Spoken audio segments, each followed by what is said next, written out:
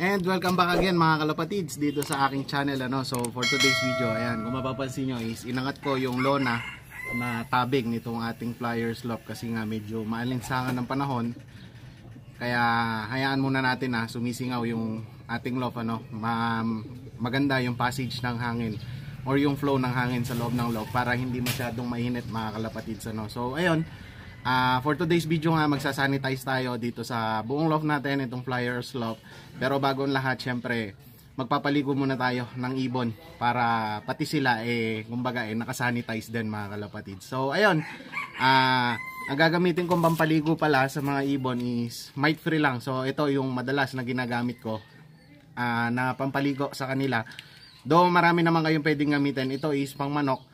Kahit pang manok naman kasi pwede mga kalapatids kahit anong klaseng pampaligo. Actually yung mga ibang kakilala ko na fancier is malatayon pa yung gamit nila na pampaligo sa mga ibon para sigurado daw na patay yung mga peste or yung mga kuto ng mga ibon mga kalapatids So ayun, samahan nyo ko, magsasanitize tayo at magpapaligo tayo ng mga ibon.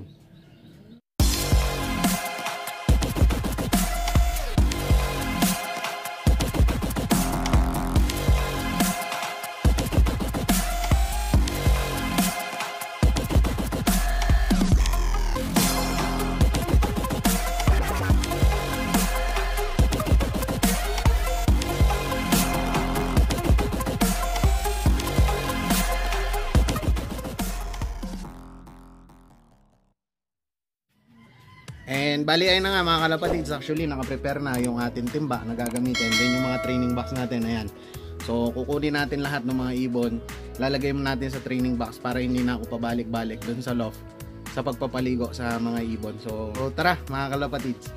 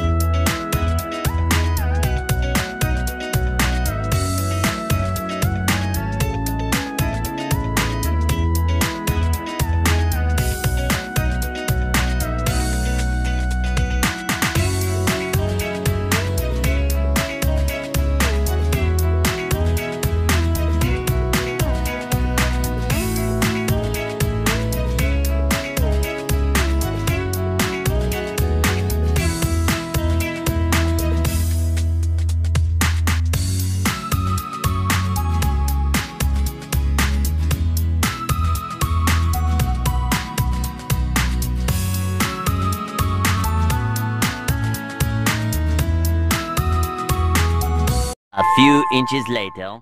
So ayun na nga mga kalapatids, tapos na tayo magpaligo ng mga ibon natin. Then after nga magpaligo is magsasanitize na tayo dito sa flyer slope natin, itong buong loft natin. So pakita ko lang yung mga ibon sa inyo. So ayan sila. Then yung iba is nasa taas ng bubong. So ayan kalat sila. Yung iba hindi ko makita. So ayun nga, tapos na tayo magpaligo. Napaliguan na natin lahat sila. Then ngayon guys, magkukutkot naman tayo ng mga ipot nila. Ayan, kung mapapansin nyo, may mga dumi, yung mga purchase. So kukutkutin natin yan. Then ito, isang tips mga kalapatids. Actually itinuro sa atin to ni Boss Sniper, yung mentor nga natin. Wag daw nating ugaliin na mag-iskoba sa mga purchase mga kalapatids. Though kailangan kutkot lang. Tanggalin lang natin yung dumi, wag hayaang kumapal. Wag nating iiskobahin hanggat may ibon. So pwede lang tayo mag-iskoba ng mga ibon kung wala na talaga or wala nang laman itong flyer slope natin, then magsasampa tayo ng bago. So yun yung turo niya sa atin, isang tips. Kasi daw is yung amoy daw yung dumi nila is yung parang hinahanap-hanap ng mga kalapati yun, ng mga ibon.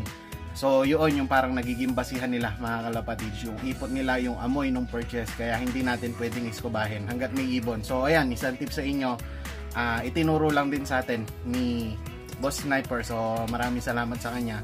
And actually before is ganun lang naman din talaga ang ginagawa ko. And yun nga, pagka may bago ng mga ibon na isasampa, wala nang laman yung flyers loft, doon pa lang ako talaga magto-totally cleaning or overall cleaning sa loft natin, sa mga purchase, mag-i-scoba, ganun. So ayun mga kalapatids, magkukutkot tayo, then after natin magkutkot, mag-i-spray tayo.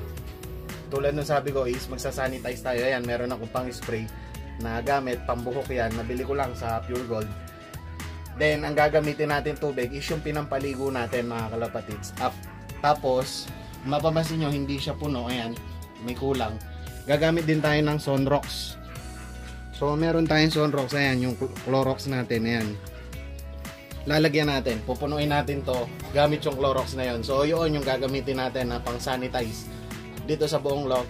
And sabi ko nga hindi tayo pwedeng mag-scoba, so i-spray lang natin sa buong loft sa purchase mga kalapatids, ano. So ayun, tara, magsa-sanitize na tayo sa buong loft.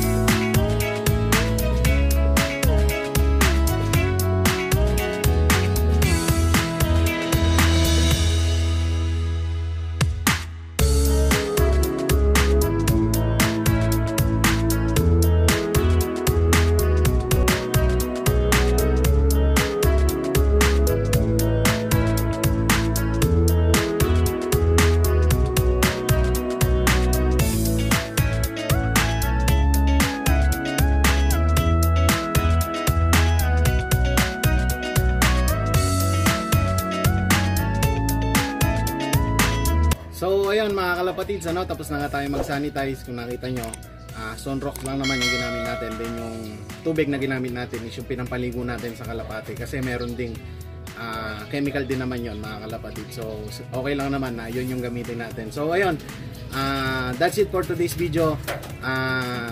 Isang paalala lang para sa lahat mga kalapatids, ano, alam naman nga natin na kumakalat na nga yung COVID-19. So kailangan natin ng prevention. Though wala pa naman proof or wala pang nagsasabi, hindi ko alam kung meron na yung kalapate is pwedeng maging carrier ng COVID-19. So ito mga kalapatids, hindi natin inilalayo na pwede silang maging carrier. Possible to mga kalapatids, ano. Though wala pa akong nabasa or wala pa akong napanood na nagsabi na yun nga, pwedeng maging carrier itong kalapate, yung mga ibon natin na alaga. So ayun, ugaliin na lang natin na maglinis ngayon. Ingat-ingat tayo mga kalapatids, kasi nga kalat na yung virus. Madami na nagiging positive cases dito sa atin sa Pilipinas. So ayun, itong ginawa natin is isang prevention nga, tulad nung sabi ko kanina, prevention para maiwasan natin ang virus. Then actually mga kalapatids, 2 to 3 days ago is alam ko, kasi wala ako dito nun, dito sa buong barangay namin is nag-sanitize na rin sila sa lahat ng mga bahay sa buong barangay namin.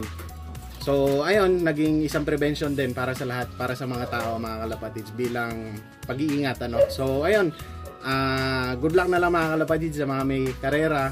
Though alam ko cancel na lahat, ano. Hindi ko lang alam itong UFC kung magka-cancel din. And actually magi-start na nga ang training ng UFC ngayong March 17. So 2 days na lang, 15 na kasi ngayon, ano, Sunday. So by Tuesday magi-start na yan. Hindi ko lang alam, or baka ika-cancel din nila yung training bilang pag-iingat na rin mga kalapatids. So ayun, that's it for today's video.